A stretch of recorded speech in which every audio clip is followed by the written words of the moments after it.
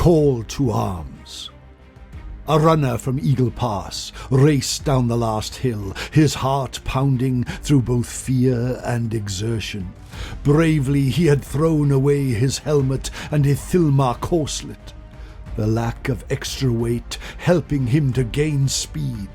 When the guardians of Koraith Mansion came to greet him, he shouted, "The Dark Elves are at our gates! The Dark Elves are at our gates!" Quickly, the silver horns of the High Elves called the warriors of House Koraith to battle. Soon the hidden valley was full of High Elves mustering to attack the invaders. The Silver Helms mounted their noble steeds and brandished their lances. The archers and spearmen drew their battle lines. Repeater bow throwers were hastily wheeled into position. The White Lions, whose services King Finubar had lent to Caladan, sharpened their axes, and expectation of the coming battle shone on their faces. Even though they had been caught off guard, the High Elves were still a force to be reckoned with. They were defending their homes and families, and there would be no giving up on them. Lord Caladan scanned the enemy ranks, and to his horror he recognized one of the banners, the great sea dragon of his brother Calador. At first, Caladan suspected dark elf trickery, but soon he heard from the firm voice of the general and recognized it as his brother, the one he had long thought lost to him. Now, all was clear to Caladan, how the enemy had guessed his plans, how the Dark Elves had known where to strike and what weaknesses to exploit. How they had found the mansion so quickly when it had been so well hidden and protected by both spells and guards. A cold rage gripped him, and he wept tears of sorrow for his people who had already perished because of the treachery of his brother. As the rage within him grew, he swore to the gods above that he would restore the honor of his family by slaying the evil that had once loved as a brother. Meanwhile, in the village surrounding the mansion of Koraith, the remaining High Elves were carrying their children to safer ground, hidden high in the mountains, while the manfolk prepared for battle. They knew that if the Dark Elves proved victorious, then their families would suffer a fate worse than death. The warriors of House Koraith were well aware of this. This battle was no border skirmish or raid. Today, the destiny of the Shadowlands would be decided. Caladan mounted his elven steed and raced to lead his force. On his right, the Silver Helms, the nobles of his house, took up position. On his left mustered the deep ranks of his spearmen. If there had ever been two forces that were equal, they faced each other today in this valley. Calador shouted orders to his men and then noticed his despised brother staring at him with cold, unforgiving fury in his eyes. "So now you know, brother," sneered Calador. "You should never have cheated me out of my birthright." Thank you, Owen, my friend, our Warhammer chronicler, for setting the tone for this final battle where both brothers will meet their fate once and for all. As the High Elves won the last battle and met all their victory conditions, the Dark Elves had to deploy first, giving the High Elves the advantage. The High Elves could also start the battle taking the first turn of the game. The surviving Shadow Warriors from the second scenario were able to deal out several D3 hits to a unit in the Dark Elf army. I know what you're thinking, don't target the cold ones. Well, Paul did say I was forgetful, as the unit of course carries the banner of shielding, giving them a 1+ save all around, and immune to strength 3 attacks. Bugger. The 20 High Elf archers were deployed inside the mansion, as according to the scenario rules, and opened up on the executioners, taking 2 of them to their deaths. Then Kaladin ordered the army to advance, and the cavalry units to form a defensive line.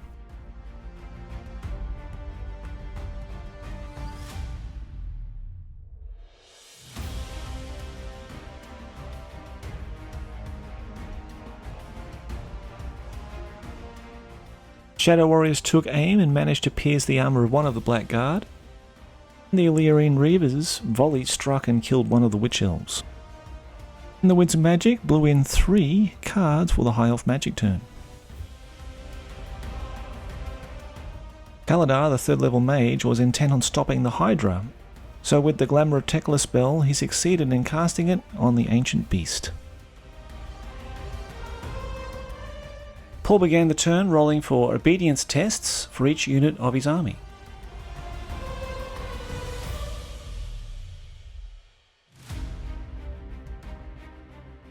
The Black Guard and Witch Elves failed on a roll of 1 and marched towards the closest High Elf unit in line of sight.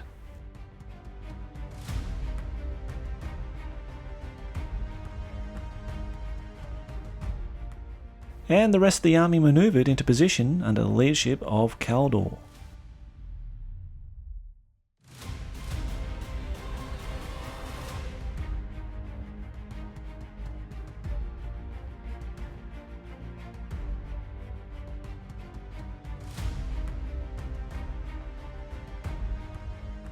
The Hydra managed to overcome both its inherent stupidity and the spell effects to be able to manoeuvre in behind the main battle lines.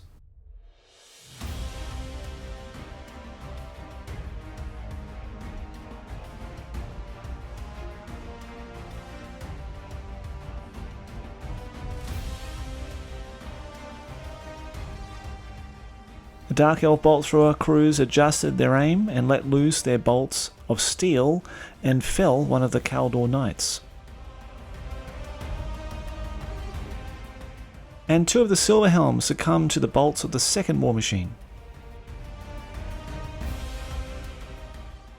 The 10 repeating crossbowmen followed suit and triggered off a salvo of shots at the elite knights, only to discover that they had a 1+ save thanks to their banner of shielding. The Shadow Warriors that sought protection from the forest were also the targets of repeated crossbow bolts, and 1 felled to the vengeful scouts. And on the opposite side, the repeated crossbowmen took aim at the Illyrian Reavers, but failed to cause any wounds.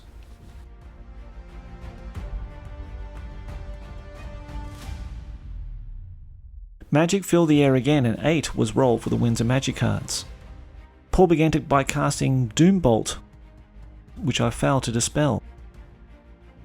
The bolt generated 6 hits that had to be randomized between the rider, steeds, and the chariot body. Paul struck 3 wounds on the chariot, exploding the chariot, and poor old Isildur had to now walk on foot for the rest of the battle. As we play mainly Warhammer Renaissance these days, we forgot that only 1 person can cast spells during their turn. So here I tried to cast a Solar Stone, but Paul countered it with the special Drain Magic card, and his sorcerer having rolled a 5, which saw him lose a spell of his choice, which he did with Doombolt.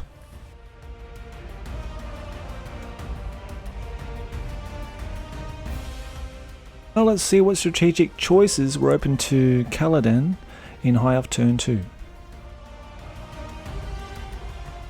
Charges were declared, starting with the Dragon Princes, given no other choice than charge the Dark Riders led by Kaldor.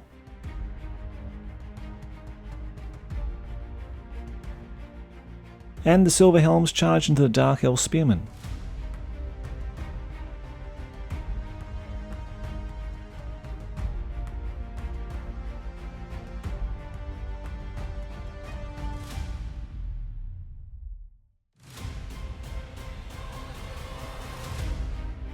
And the Illyrian Reavers took up the flank to take some shots at the Witch Elves in their soft, tender sides. The Elven Bolt Throwers surprised even their crew, as 5 of the mounts of the Cold One Riders were slain due to their multi-shot salvo. but the remaining Dark Elf Cold One rider's hatred was stronger than his will to turn and run. And the High Elf archers, bunkered up in the mansion, took aim and maimed 4 of the Dark Elf executioners.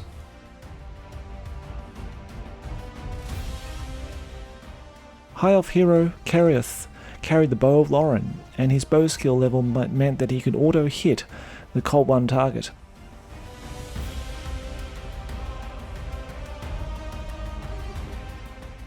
But his low strength meant that the rider's mount saved him from certain death. And both the Illyrian riders and Shadow Warriors took down one of the invading Dark Elf soldiers. Now we can see how Caladan works in hand-to-hand combat with his Deathsinger sword. So at the start of the combat you roll a d3 and add that to your weapon skill, strength or attack for the round. So with my 6 that I rolled, I added 3 points to my attack characteristic to give Caladan 6 attacks. You can tell by my reaction as all of those dice only killed one sole Dark Elf Spearman.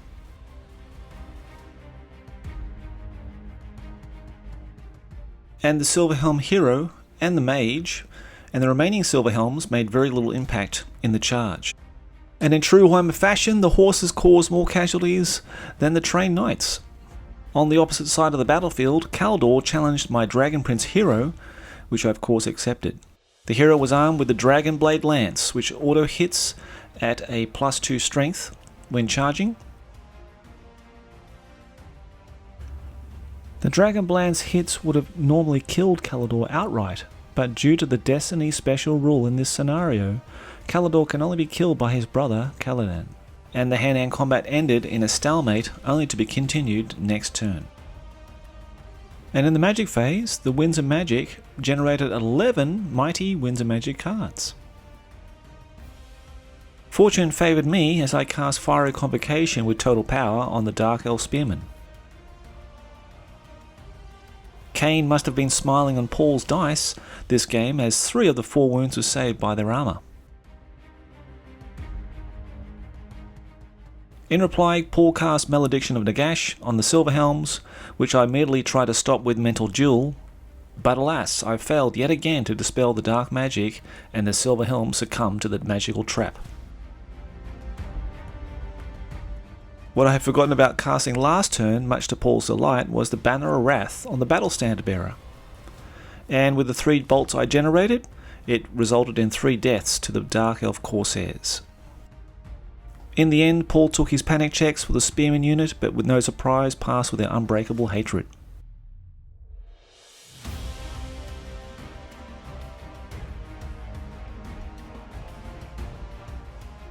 And at the start of the Dark Elf turn, Paul declared a charge with his harpies upon the High Elf Bolt Thrower crew. And much to my delight to see the Hydra fail its bound monster roll and sit idle for the turn.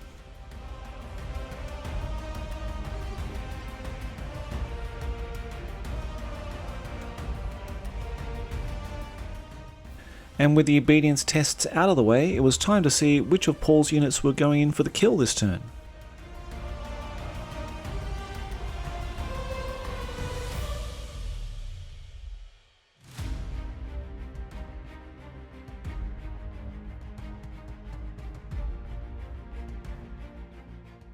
The Witch Elves charged the flank of the Dragon Princes, the lone Cold One rider into the Silverhelms, along with the Executioners.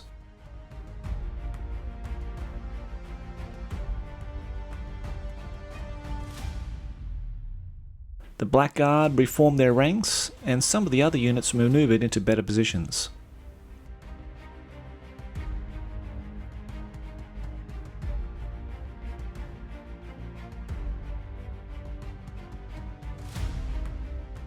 The shooting phase began with the repeating crossbowmen taking aim at the Reaver Knights and dismounting one of them.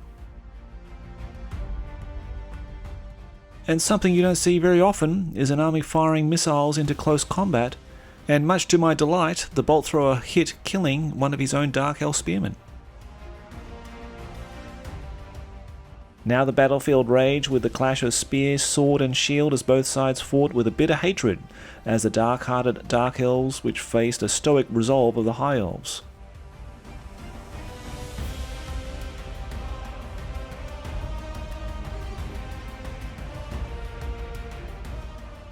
With bodies laid on the blood-soaked fields, none were the victor and both sides held on for another turn of mortal combat.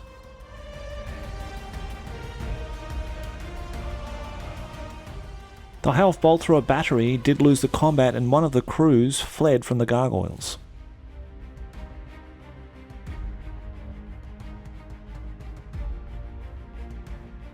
The blood-crazed Witch Elf hero and her flail of skulls tore into the Dragon Prince unit, and with a -3 armor save, my poor saving throws saw 3 of my precious knights die to her vicious blows. But luckily, the Dragon Prince hero succeeded his break test on a roll of a 5.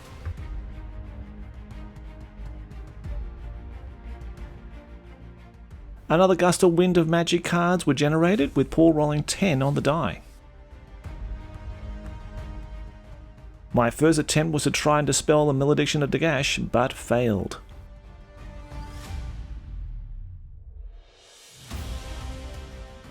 And then I tried to cast Drain Magic, which was successfully countered by the Dark Elf Mage with a Dispel.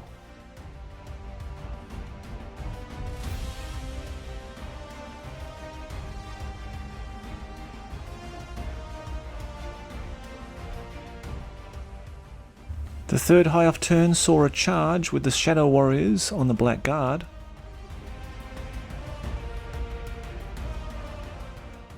With the Witch Elves free in combat, I decided to have the Ilian Reavers shoot at them this turn.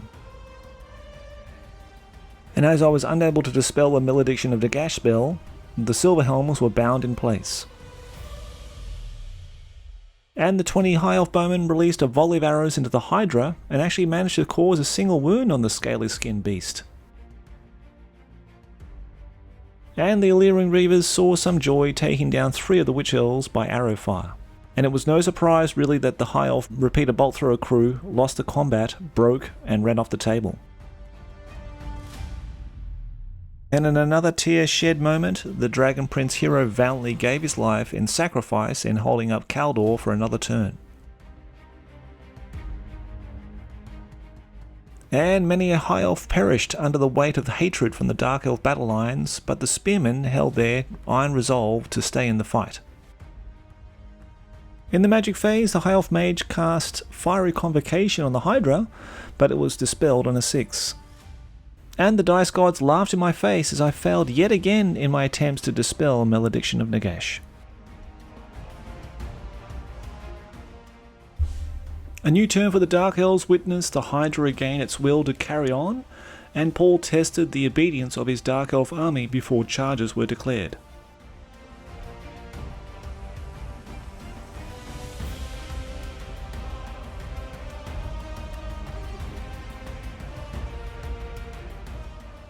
Not surprisingly, the Dark Elf scouts charged into the Shadow Warriors, and the gargoyles flew off into the clouds once more.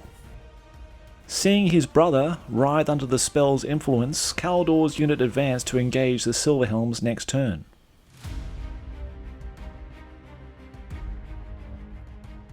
The remaining Dark Elf unit shuffled into position to close in on the few remaining High Elf defenders.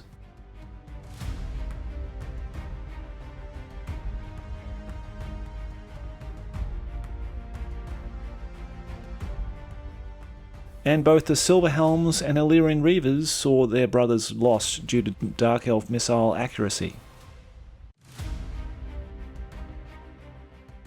And the hand-to-hand combat phase saw more losses to the High Elf side than those of their Dark Kindred. And most notably, the High Elf Spearman impaled the Dark Elf Sorcerer, ending his magical reign and also nullifying the magic phase. Now free from the binding effects of the spell, Caladan and his High Elf Mage consort sought refuge towards their deployment zone.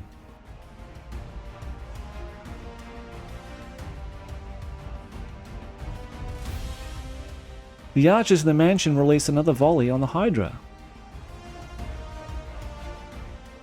but only scored a single wound, but it was saved by its scaly hide. The Illyrian Reavers shot down another sister of Cain. The Shadow Warriors still fought on and died under the double-handed axes of the Dark Elf Black Guard. And the Spearmen claimed the life of the Dark Elf champion, and even though they won the combat, it was the hatred of the Dark Elves that held their steel resolve. Blessed by a Suruman, I was drawn total power again and cast Fiery Convocation on the Hydra, causing only a single wound from the 6 hits generated. And the High Elf Mage used the Wand of Jet to be able to cast Assault of Stone to move the hill and cause pain and confusion on the Dark Elf back line. And it was nice to see fistfuls of Dark Elves slain under the spell's devastating effects.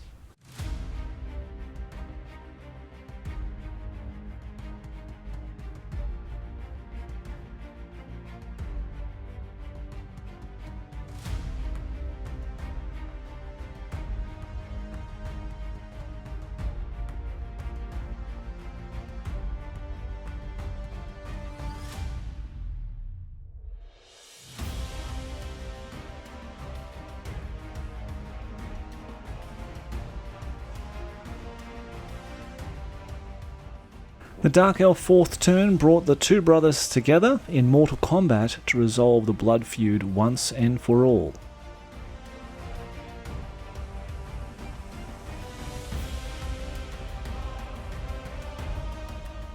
The Hydra, free from its bound monster role, positioned itself to unleash hell on the High Elf Spearmen.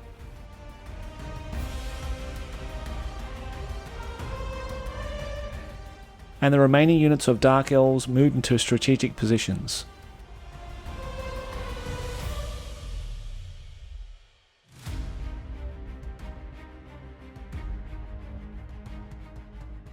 In the shooting phase, the bolt throwers claimed the life of the last Silverhelm, and the second bolt thrower crew taking down 2 of the Illyrian Reavers. The Hydra, having no concerns over the death of its masters, exhaled and consumed the combat with flame. The breath attack resulting in the death of the remaining Dark Elf Spearmen, and seeing many of the High Elf Spearmen fall in the aftermath. Which now leads to the hand-to-hand combat phase and the conclusive battle of brothers. I have to choose. That's like a 3 points and do everything in strength. Okay, so can I tickle you? Tickle my funny bone. Oh, fuck. All hits. Doesn't look good. The all wound. Okay, well he gets his 4+. Regular save first. Yeah, regular save first. Okay, regular save first. Okay, so Minus a full 7, so -4. well, he doesn't get a save then. Okay, yeah, so it's just his 4s. Can he make You 4 can make 4 four, pluses? four. I mean, I rolled 4 pluses twice, so. Come on, you bastards! I got one gone. fucking there. Okay. Good game, mate. I'm glad to. And in killing Caladan, Caldor and his dirty Dark Elves win the campaign and concludes this 4-part series.